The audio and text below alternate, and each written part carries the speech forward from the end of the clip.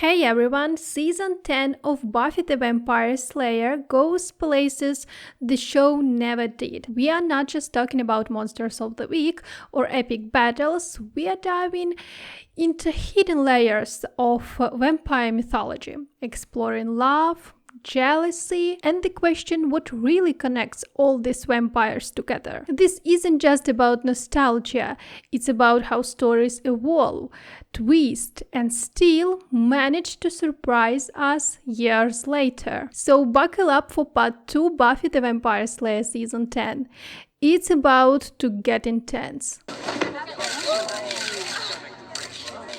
So after Spike and Buffy finally got back together as a couple, they were living under the same roof with the rest of the Scoobies. But that bright chapter didn't last long. Things took a darker turn when our rebel vampire started having disturbing bloody dreams, and unfortunately, they began coming true. While Spike was working cases with the Supernatural Crimes Unit, the Scoobies took on their own mission, trying to help him deal with those visions of murder. They set up a ritual that required Buffy to dive deep into Spike's mind, hoping to uncover the truth. It turned into a whole new stage of intimacy between them, dramatic and raw as they literally explored the hidden corners of his soul together. We got to witness flashbacks from Spike's memories, moments Buffy had never seen before.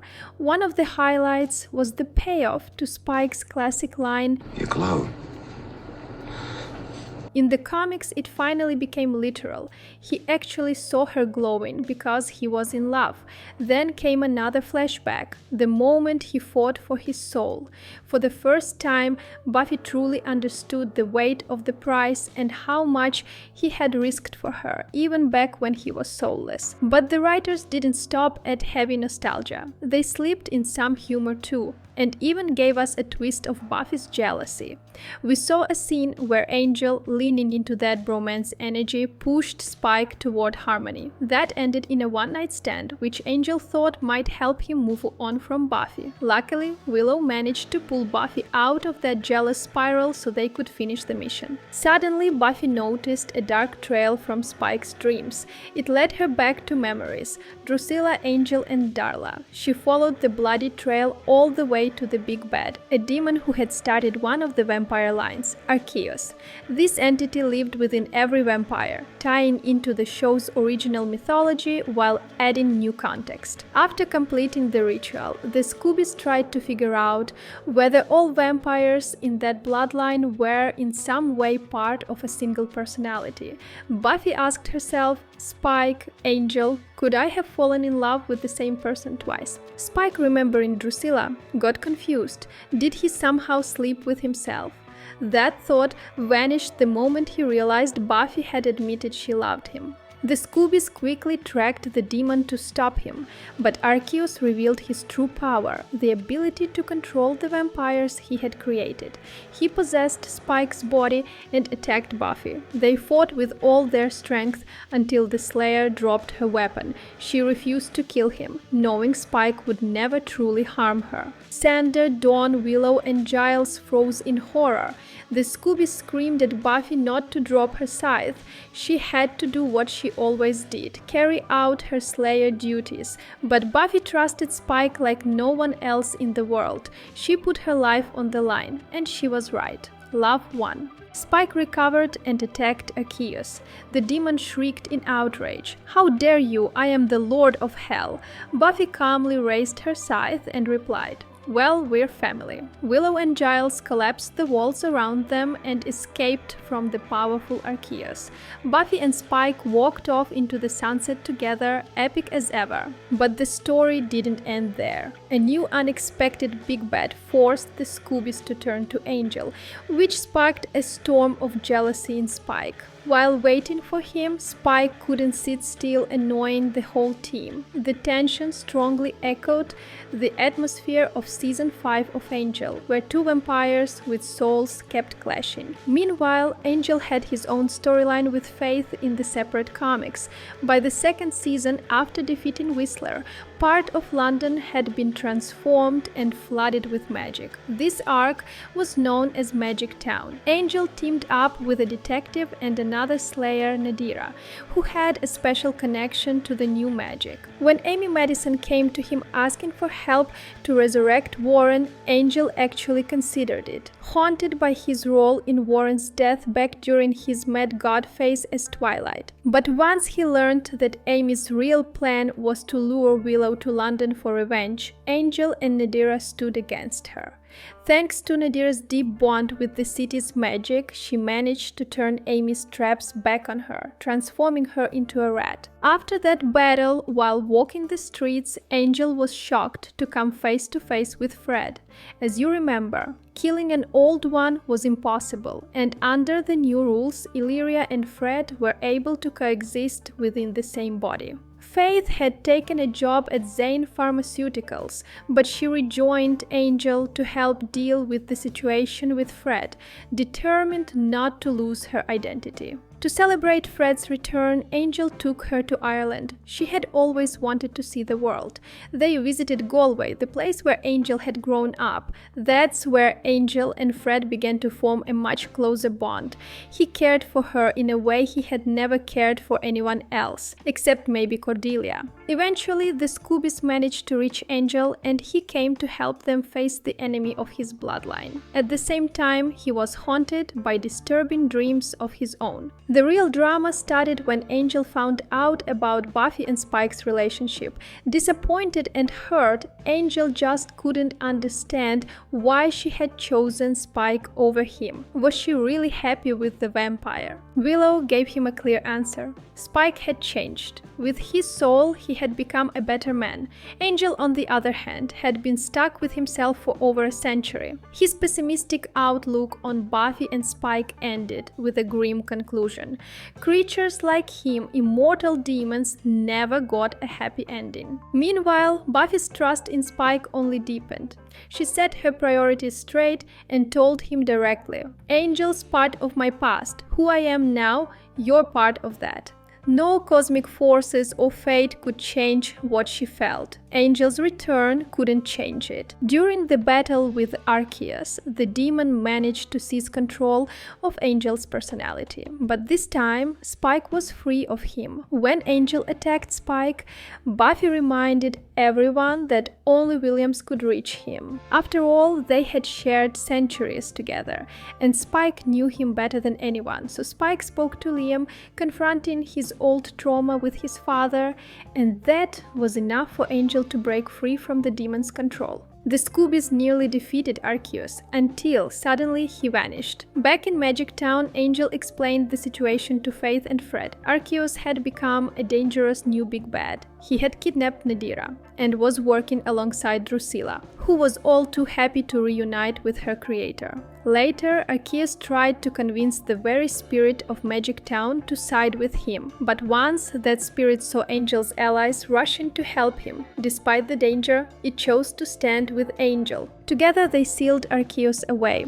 Anyway, the Faith and Angel arc in this season was a bit disappointing because they had built such a trusting relationship in the past. It was sad to see them once again confused and broken, falling into familiar patterns. The contrast with the Scoobies was stark. They were building a strong supernatural family. Back with Buffy's team, with the good news came some bad news. Buffy and Dawn's father returned to their lives. He was going to marry a woman who also had children, and since the world now knew about the supernatural and who Buffy was, the bride decided not to have the Slayer at the wedding. Of course, this was for safety, but it reopened all of Buffy's old doubts about how her friends and loved ones often suffered because of her. At the same time, one of Buffy's deepest traumas, and a scene that stuck with fans for years, finally got addressed. Spike's attack on her in the bathroom. They were referencing that horrible TV moment. In this storyline, Buffy was taking a bath when Spike, now her boyfriend, popped into the shower to talk about a new supernatural case the detective was working on. Instinctively, Buffy kicked him right in the face. That old trigger made her push Spike away without even thinking. She tried to move on and change the subject, but eventually Buffy had to face that painful part of her past with the demon. At the time, she was investigating an abuse case, which definitely helped her finally come to terms with it. Buffy clearly understood and accepted her feelings. So much had happened to her, so many bad things: losing her mother, facing death, being rejected by her father. All of it affected her far more than the attack by the soulless Spike, but sometimes all of this came rushing back. Along with everything else, it was just part of who she was. Spike asked if there was any way he could help. Buffy told him that sometimes it was best to step away, and other times to stay close in her arms. Meanwhile, Xander kept seeing the ghost of Anya. He eventually realized it wasn't really her ghost. Her soul had already found peace. The real question was where this spirit had come from. Buffy and Spike were enjoying a quiet moment when Satsu showed up, a Slayer Buffy had dated briefly in the past. While Buffy worried about the awkwardness, Satsu explained why she had come. She needed help, specifically from the US forces. At first, Buffy reacted sharply. After all, the military had once helped destroy Slayers during Angel's Twilight War. But seeing the scale of the new demonic threat and how many people were harmed by it, she agreed to help, though she didn't fully trust the military. Buffy and Spike flew to Las Vegas to rally the vampires. They met Vicky and Harmony, who weren't keen to cooperate but offered a deal. If Buffy and Spike could win in the octagon against the demonic fighters, the vampires would join them. The heroes agreed. While Buffy faced a giant demon, Harmony stayed behind with Spike, trying to shake his confidence and stir doubt about his relationship with Buffy. Once Buffy returned victorious, it was Spike's turn to duel. Vicky taunted Buffy, suggesting Harmony's meddling had thrown Spike off and made victory impossible. Buffy, however, noted that it had only made him angrier. After defeating the demons, the deal was sealed. Willow also joined the army, but Buffy felt she trusted the military a little too much for her comfort. During the big battle, the Magical Council got involved too, and Buffy even helped them gain more power. Still, she couldn't be sure if her actions would actually make a difference, or if they might end up causing more harm than good. There is a brief but meaningful moment where Buffy dreams of a normal, happy life, raising children, growing old together.